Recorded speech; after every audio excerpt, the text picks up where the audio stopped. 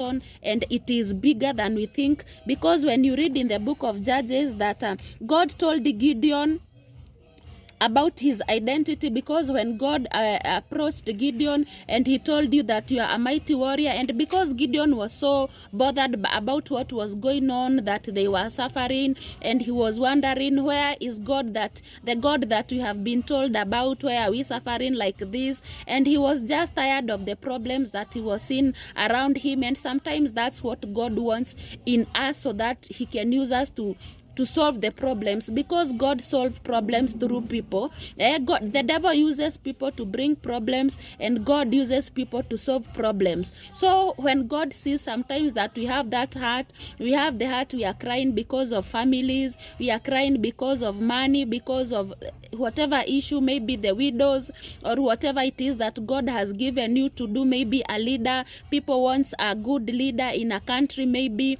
and God has already deposited that ability to be who he wants you to be, so that you can transform the society.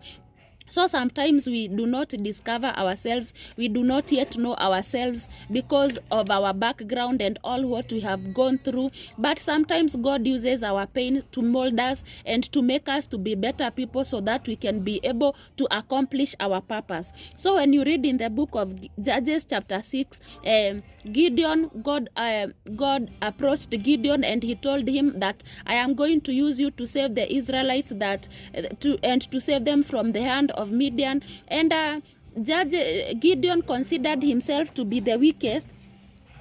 So God told Gideon that about his identity, that he was a mighty warrior. God also told Gideon about his assignment, that his assignment was to go and save Israel out of Midianites' hand. And also God also promised him that he would be with him. So that is what God told him. And then God asked for confirmation because of what where he had come from.